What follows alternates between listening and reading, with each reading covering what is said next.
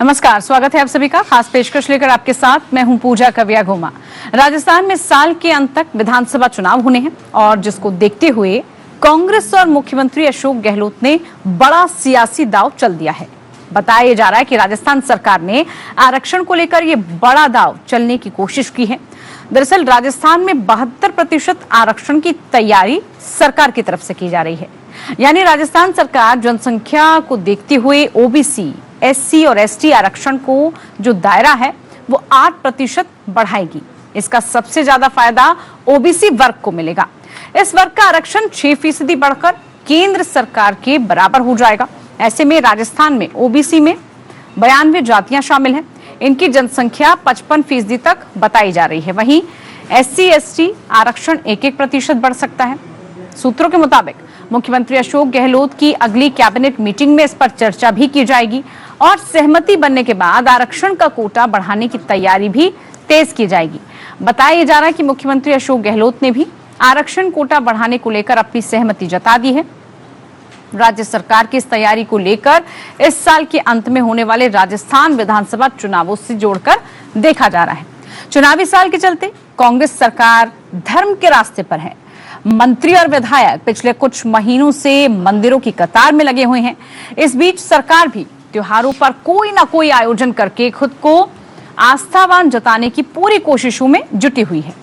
आमतौर पर भाजपा कांग्रेस पर तुष्टीकरण का आरोप लगाती रही है। इस बीच अब कांग्रेस खुद को सर्वधर्म सहिष्णु दिखाने की संपूर्ण कोशिश में जुटी है। सरकार के देवस्थान विभाग ने अब गुरु पुण्य संयोग पर भी सभी मंदिरों में पीली पताका फहराने का फैसला कर लिया है। इसके अलावा कांग्रेस हाईकमान ने 26 मई को दिल्ली में राजस्थान के पदाधिकारियों के साथ महत्वपूर्ण बैठक भी बुलाई है। इस बैठक का मुद्दा भले ही आने वाले चुनाव हो, लेकिन पार्टी के पूर्व प्रदेश अध्यक्ष और पूर्व डिप्टी सीएम सचिन पायलट इसके केंद्र में रहने वाले हैं, क्योंकि सचिन पायलट का बगावती रुख और उनका अपनी ही सरकार के खिलाफ लगातार हल्ला बोल कांग्रेस पर भारी पड़ सकता है। आने वाले चुनाव में संकट भी पैदा कर सकता है, जिसको देखते हुए कहीं ना कहीं कांग्रेस राजस्थान में फिर पायलट को कर्नाटक के डीके के रूप में देखना चाहती है और इसी के इर्द गिर्द राजनीति और सियासत राजस्थान की मंडरा रही है।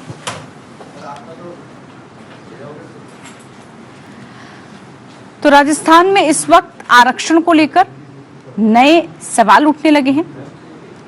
वो इसलिए क्योंकि सरकार आरक्षण में 50% सीलिंग होने के बावजूद 72% का प्लान तैयार कर रही है। अब ऐसे में इसको लेकर कई सवाल भी उठ रहे हैं। विपक्ष इस पर सवाल उठा रहा है कि आखिरकार सरकार इसको करेगी कैसे। लेकिन ओबीसी आरक्षण पर कांग्रेस का ये जो नया दाव है, ये चुनावों के इर्द गिर्द और चुनावों के लिहाज से बहुत महत्वपूर्ण भी बताया जा रहा है, क्योंकि आंकड़े ये बताते हैं कि जब जब सरकार ने इस तरह की कोशिशें की हैं या इस तरह के कुछ फेरबदल किए हैं तो उसका लाभ भी सरकार को मिला है। तो इसी को लेकर आज की हमारी खास चर्चा में जुड़ने के लिए खास पैनलिस्ट हमारे साथ जुड़ चुके हैं। सुरेश गर्ग जी हमारे साथ जुड़ चुके हैं, बीजेपी प्रवक्ता। सुरेश जी, बहुत स्वागत है कार्यक्रम में आपका। हमारे साथ राजकुमार शर्मा, कांग्रेस प्रवक्ता, जुड़ चुके हैं, आपका भी बहुत स्वागत कार्यक्रम में। ऋषिपाल सिंह हमारे साथ, अधिवक्ता, सुप्रीम कोर्ट, जुड़ चुके हैं, आपका भी बहुत स्वागत। सबसे पहले राजकुमार शर्मा जी, आप ही से कार्यक्रम की शुरुआत और सवालों का सिलसिला। ओबीसी आरक्षण पर कांग्रेस अब ये जो दांव खेलने की कोशिश कर रही है, किस तरह से, किस लिहाज से, कैसे इसको हम समझे, आम जनता, राजस्थान की जनता इसको कैसे समझे कि कैसे ये हो पाएगा? आंकड़े क्या कह रहे हैं इसको लेकर?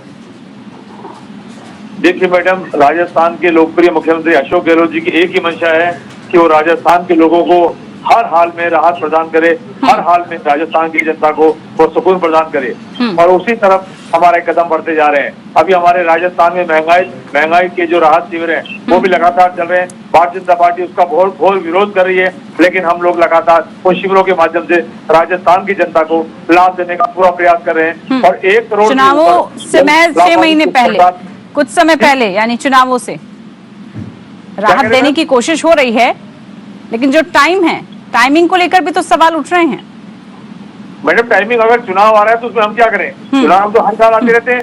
इस साल अगर चुनाव आ गया, हम तो 4.5 साल से लगातार राजस्थान की सरकार की सेवा करते आ रहे हैं। जब कोरोना आया था तब भी हमने राजस्थान की जनता की शानदार सेवा की थी। जब हमारे पॉलिटिकल संकट आया और भारतीय जनता पार्टी ने डोरे डाले, सरकार गिराने का प्रयास किया, जब भी हमने कांग्रेस की सरकार को हमने यहाँ बचाया, सब विधायकों का आशीर्वाद लेकर के हम राजस्थान की सेवा करते आ रहे। जब 2018 में अकाल पड़ा था, तभी मुख्यमंत्री जी ने हर घर में गेहूं की बोरियां बची थी, तो हम तो राजस्थान की जनता को लगातार सेवा करने का प्रयास कर रहे हैं। महंगाई को राहत शिविर चल रहे हैं, यानी कि चुनावों के लिहाज से इसका कोई लेना देना नहीं है। पहले से तय था कि सरकार ऐसा कदम उठाने वाली है, लेकिन चुनावों से ठीक पहले ये दांव जो अब कांग्रेस खेल रही है, उसका असर जनता पर कितना पड़ने वाला है?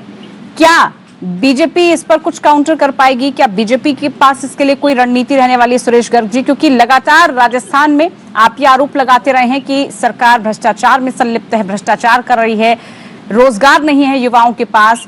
आरक्षण के मुद्दे को जो बीजेपी कई और राज्यों में कर चुकी है, वो दांव अब उल्टा पड़ता हुआ नजर आ सकता है। देखिए पूजा जी, आज राजस्थान के अंदर 4.5 साल कांग्रेस की गहलोत जी की सरकार है, लेकिन पिछले 4.5 साल के अंदर राजस्थान के अंदर भ्रष्टाचार और अराजकता जो फैली हुई है, वो सब जनता जानती है, पूरा भारत जानता है कि राजस्थान के अंदर किस तरह से भ्रष्टाचार फैला हुआ है, पग पग पर भ्रष्टाचार फैला हुआ है। आपने देखा होगा कि आज से 3 दिन पहले एक सरकारी कर्मचारी के पैसे सरकारी डिपार्टमेंट की अलमारी के अंदर मिलना, 2 करोड़ 31 लाख रुपए नकद और 1 किलो सोना मिलना, अगर एक मतलब सरकारी कर्मचारी की अलमारी के अंदर मिलना है, तो इससे ये साबित हो रहा है कि यहाँ पे भ्रष्टाचार कितना चरम सीमा पे फैला हुआ है। दूसरा, ये राहत महंगाई राहत शिविर की बार बार बातें करते हैं, मुझे ये समझ में नहीं आया कि 4.5 साल से ये कहाँ से महंगाई राहत शिविर की। आज आप पूजा जी, आप ताजुब करोगे, बिजली का बिल 11 रुपए 90 पैसे प्रति यूनिट का आ रहा है, जो 2018 में जब हमारी सरकार थी, वसुंधरा जी की सरकार थी, तब वो 5 रुपए 55 पैसे प्रति यूनिट का बिल आता था, वो आज 11 रुपए 90 पैसे का बिल आ रहा है। तो महंगा फिर भी ये किस मुंह से कह सकते हैं कि हमने राहत दी है? आज पेट्रोल और डीजल के भाव आपने राजस्थान में देखा होगा। इस बीच आरक्षण को लेकर अब जो सरकार कदम उठाने वाली है, उस पर क्या स्टैंड बीजेपी का? देखिए ये पूजा जी, राजनीतिक मुद्दा इस तरह से देखिए, अब आपके चुनावी वर्ष के अंदर ये आरक्षण का सुगंगा छोड़ना ये गलत है। मैं कर्नाटक में आपने भी किया था। आप देखिए, आज ओबीसी को आरक्षण देने में भारतीय जनता पार्टी भारतीय जनता पार्टी का सबसे ज्यादा सहयोग रहा है, तो हम इस चीज के लिए नहीं कह रहे। लेकिन जो आज राजस्थान के अंदर, आज कांग्रेस के प्रवक्ता कह रहे हैं कि हमने राजस्थान के अंदर महंगाई कम की, अरे सबसे ज्यादा महंगाई राजस्थान में है। आज पूरे हिंदुस्तान के अंदर 4.7% महंगाई दर है, लेकिन राजस्थान में आज 7.5% की महंगाई दर है। बेरोजगारी दर यहाँ पे 27-28% है, पूरे हिंदुस्तान की 7.5% है। तो राजस्थान में किस मुंह से आप जनता के पास जाओगे? आज पेट्रोल डीजल के भाव देखो आप, राजस्थान में कितना महंगा पेट्रोल डीजल है। पूरे आसपास के जितने भी राज्य हैं, उसमें सबसे ज्यादा पेट्रोल डीजल राजस्थान के अंदर महंगा क्यों मिल रहा है? तो ये गहलोत जी क्या जनता को देना चाह रहे हैं? चिरंजीवी योजना के अंदर आप देख लीजिए, चिरंजीवी योजना के अंदर क्या हो रहा है। तो आज जनता को राहत केवल लाइन में लगाने की बात कर रहे हैं। आप देखिए, राहत शिविर के नाम से जनता को लाइन में लगाया जा रहा है। क्या ये ऑनलाइन नहीं दे सकते थे? ऑनलाइन जो सुविधाएं हम वन नेशन वन कार्ड के काम से ऑनलाइन दे सकते हैं, तो जनता को लाइन में लगाने की।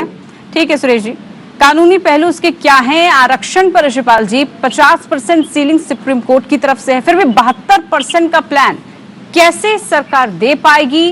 क्या इसके लिए तैयारी की जाएगी? कैसे संवैधानिक प्रक्रिया हो पाएगी? देखिए पूजा जी, जो सुप्रीम कोर्ट का जो ऑलरेडी जजमेंट है, जजमेंट के आधार से ऑलरेडी 50% की चीजें है। प्रदीप जी, आप ज्यादा, ऋषिपाल जी आपकी आवाज थोड़ी जी। देखिए, इसमें ऑलरेडी जजमेंट है इस पॉइंट के ऊपर कि 50% से ज्यादा जो आरक्षण है वो सरकार को नहीं देना चाहिए, और 50% की सीमा के अंदर ही जिस भी वर्ग को वो आरक्षण देना चाहते हैं, स्पेशली जो SC ST वर्ग है, उनको दे सकते हैं। अब सरकारें, कोई भी राज्य सरकार जो है, उस सीलिंग से बाहर जाती है, और जैसे आपने बताया 72% की अगर मान लीजिए रिजर्वेशन की तरफ जाती है, तो ये अपने आप में उस समाज के अंदर कहीं ना कहीं ऐसे आप हालात पैदा करते हैं समाज में, जो अभी हम मणिपुर का उदाहरण देख रहे हैं, वो भी यही है। ये पॉसिबल कैसे होता है कि उसके बाद के हालात कैसे होंगे, उसकी परिस्थितियों को सरकार को निपटना होगा, वो सब भी देखना होगा, क्योंकि कई बार सामाजिक मुद्दे इतने हावी हो जाते हैं इन सबको लेकर, आपस में भेदभाव उत्पन्न हो जाता है, और बहुत राज्यों ने झेला है इन सबको लेकर, आरक्षण के मुद्दे को लेकर। लेकिन सीधा सा सवाल यह है कि सरकार इसको कैसे इम्प्लीमेंट करवा सकती है? क्या उसकी प्रक्रिया है? कहाँ कहाँ उसको जाना होगा? कैसे हो सकता है ये? देखिए, सरकार की इम्प्लीमेंटेशन का ये है कि विधानसभा के अंदर सरकार जो है उस बिल को लेके आएगी। बिल को लेके आने के बाद सरकार अपने राज्य के अंदर उस बिल को एक्ट के रूप में परिवर्तित करेगी और उसको बिल को पास करेगी। वो बात करने के बाद अगर उसको चैलेंज होता है सुप्रीम कोर्ट के अंदर जो है वो फिर उसको चैलेंज किया जा सकता है। सरकार को जो जहां तक रिजर्वेशन की बात है, सोशल वेलफेयर की बात है, सोशल वेलफेयर को अगर परिवर्तन करना चाहते हैं, उस जजमेंट से ज्यादा लेके आना चाहते हैं तो या तो ऑर्डिनेंस पास करना पड़ेगा, ये प्रॉपर तरीके से अगर समय उनके पास रहा तो बिल को लेके आना पड़ेगा। बिल लेके आने के बाद जब वो अगर कानून बनता है तभी सरकार कर सकती है, अदरवाइज अपने आप में एक चुनावी घोषणा रह जाएगी और नहीं कर सकती। तो दूसरी बात ये बड़ी इंपॉर्टेंट है कि जब भी रिजर्वेशन जैसे जो मुद्दे होते हैं उनको जब भी सरकार लेके आती है तो उसका बहुत दूरगामी प्रभाव होता है और उसका डबल प्रभाव होता है। और बाकी जो लोग हैं, बाकी जो समाज है, उस पर भी क्या प्रभाव होता है ये इम्पोर्टेंट है। आप एक समाज को केवल खुश कर रहे हैं एक अलग बात है, लेकिन बाकी जो लोग हैं उससे उनके मन में जो द्वेष पैदा हो रहा है। तो अपने में सरकार को सोचना है कि इस समय जब चुनाव का समय आ रहा है वो उस यानी कि वोट बैंक की राजनीति है सीधे तौर पर, जहां जितने वोट जितना प्रतिशत उस राज्य में उसको आरक्षण के अंतर्गत ला दिया जाए, वोट बैंक की राजनीति। ये बिल्कुल वोट बैंक की राजनीति है। उसमें कहीं ना कहीं अगर आप जो जिस सुप्रीम कोर्ट जजमेंट की हम बात करते हैं उसके लिए कस को देखें तो उसमें भी ये कहा गया था कि जिस तरीके से अगर इस तरीके से अगर आरक्षण लागू होगा तो जितने संवैधानिक संस्थाएं, ये जो सरकारी संस्थाएं हैं, उनमें हम कहीं ना कहीं हम कॉम्प्रोमाइज करेंगे उसके अंदर। और जो हम उससे पहले भी हम सब लोग जानते हैं, तो बहुत बार बहस हो चुकी है कि जो जातिगत आधार जो था वो एक समय के लिए था, उसके बाद कोशिश की गई कि धीरे धीरे उस जातिगत आधार को कम करके और समन्वयता लाई जाए। लेकिन ऋषिपाल जी, इसके लिए कानून है, संविधान है, तो उसके अंतर्गत ही सब कुछ चीजें होती हैं। असंवैधानिक प्रक्रियाएं तो नहीं अपनाई जा रही, संविधान के अंतर्गत सब कुछ किया जा रहा है। इसीलिए जैसे आपने भी बताया कि इसका प्रोसेस है राज्य सरकार के पास, और उस प्रोसेस के तहत अगर वो करती है तो वो लीगली इम्प्लीमेंट हो सकता है गवर्नमेंट। बिल्कुल बिल्कुल हो सकता है, बिल्कुल ठीक है। लेकिन क्या उसके बाद, हाँ जी बोलिए। हमारे देश में और राज्य आंध्र प्रदेश का है या तमिलनाडु का है, उस सीलिंग से ज्यादा जब जाते हैं तो वो स्पेशल अपना एक्ट पास करते हैं, उस रीजन्स को बताते हैं जिस रीजन्स के चलते उन्हें स्पेशल जो प्रोविजंस को जो सीलिंग है उससे बढ़ाया गया है। तो उसके अंदर ये इम्पोर्टेंट है कि आप जब तक अपने राज्य में एक्ट को पास नहीं करेंगे, जब तक एक्ट पास नहीं हो जाएगा तब तक उस सीलिंग से पार नहीं कर सकते। ठीक है राजकुमार जी, सरकार ने दांव तो चल दिया कि आरक्षण को लेकर वो लोगों के बीच जाएगी और एक शगुफा जैसे कहा जा रहा है कि वोट बैंक के लिए आपने छोड़ दिया है, लेकिन इस बीच कई अहम सवाल जिससे कांग्रेस को दो चार होना पड़ रहा है। चाहे गहलोत और पायलट की जंग की हम बात कर लें, आपस में अंदरूनी कलह नहीं आप सॉल्व कर पा रहे हैं, इसी वजह से अन्य मुद्दों की तरफ ध्यान भटकाने की कोशिश की जा रही है। यह भी विपक्ष का आरोप है आप पर। देखिए पूजा जी, मैं तो इतना सा कहना चाहता हूं कि हम कोई भी चुनाव को देख के कोई भी घोषणा नहीं कर रहे हैं, चाहे आरक्षण की बात हो, चाहे महंगाई राहत शिविर की बात हो। और जहां तक आप पायलट साहब की बात कह रहे हैं, कांग्रेस पार्टी बड़ा परिवार है। पिछले 4.5 सालों से फिर ये सब चीजें क्यों नहीं इम्प्लीमेंट हुई, क्यों इसके बारे में काम नहीं किया गया? राजकुमार जी, चुनावों से 6 महीने पहले अगर आप कोई घोषणा करेंगे तो चुनावी घोषणा ही वो कहलाएगी। कांग्रेस पार्टी मजबूत थी, कल भी मजबूत है, आज भी मजबूत है। और हम खड़गे साहब के नेतृत्व में, सोनिया जी, राहुल जी, प्रियंका जी के नेतृत्व में, हमारे डोटासरा जी हैं, रंधावा साहब हैं, अशोक गहलोत साहब हैं, छोटे बड़े सब नेता, ब्लॉक अध्यक्ष, वार्ड अध्यक्ष, प्रदेश अध्यक्ष, सारे नेता मिलकर के चुनाव लड़ेंगे और 2022 में भारतीय जनता पार्टी को पटक नहीं देंगे। आपके नेता सचिन पायलट जी हैं, ये भी बता दो। हम राजस्थान में 25 के 25 सांसदों को आपकी बात। सुरेश जी पूछ रहे हैं सचिन पायलट आपके साथ हैं या नहीं है? जी, सचिन पायलट साथ हैं या नहीं है? सचिन पायलट जी है नहीं है आपके साथ? आपने इतने नेताओं के नाम ले दिए तो सचिन पायलट जी का नाम नहीं था, तो राजकुमार ने सचिन पायलट के बारे में बता दो।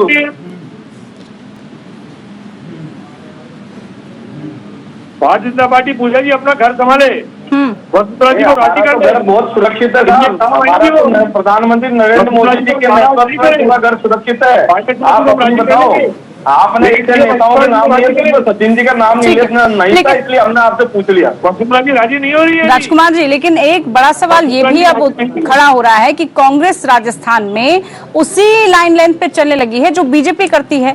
हिंदू कार्ड खेलने की कोशिश की जा रही है, विजय पताका आप फहराइए, जिसको लेकर अक्सर सवाल उठाते थे कांग्रेस वाले ही, अब उसी नक्शे कदम पर वो चल रहे हैं राजस्थान में। मतलब जीत के लिए चाहे आरक्षण का मुद्दा हो या हिंदू कार्ड का फैक्टर हो, जातियों को लेकर समीकरण हो, वो सब कोशिशें की जा रही है, बजाय अपने अंदरूनी कलह कैसे सुलझाए जाएं। पूजा जी, कांग्रेस पार्टी में हमेशा सभी जातियों का, सभी धर्मों का, सभी प्रदेशों का सम्मान रहा है। कांग्रेस पार्टी में हिंदू, मुस्लिम, सिख, ईसाई, बौद्ध, जैन सभी जातियों का स्वागत हमेशा रहा है और आगे भी हमेशा रहेगा। हम भारतीय जनता पार्टी की तरह नहीं करते हैं। हम किसी विशेष राज्य के साथ विशेष दोस्ती का दर्जा नहीं निभाते हैं। हम किसी विशेष लोगों के साथ हम दोस्ती का दर्जा नहीं निभाते हैं। हमने भारत जोड़ो यात्रा की, इस यात्रा का मकसद भी ये था। और भारत जोड़ो यात्रा की सफलता के बाद भारतीय जनता पार्टी बौखला गई है और हम नफरत के बाजार में मोहब्बत की और आप गदगद हैं, बिल्कुल बिल्कुल। बड़ी बीजेपी को तो सोचना होगा। देखिए, और पूजा जी मैं आपको बता दूं, मोहब्बत नफरत के बाजार में राजस्थान में हम मॉल खोलने जा रहे हैं 2023 में। राहुल गांधी की ये मोहब्बत की दुकान राजस्थान में भी खुलने वाली है। सुरेश गर्ग जी। सर पूजा जी, मैं तो ये कहना चाह रहा हूँ कि ये जब कह रहे हैं ना कि नफरत के बाजार में मोहब्बत की दुकान खुलने वाली है, तो पिछले 4.5 साल से तो आपने राजस्थान में देख लिया कितने कम मोहब्बत चल रहा है। खुद मुख्यमंत्री मोदी जी कह रहे हैं कि मेरे पास मैं क्या करूं, राजस्थान को किस तरह से संभालूं। 4.5 साल से एक बड़ा कोरोना आया जो मुझे बार बार परेशान करता रहता है। कभी मानेसर चला जाता है और कभी कहाँ चला जाता है। 25 सितंबर की आपने घटना देख ली होगी।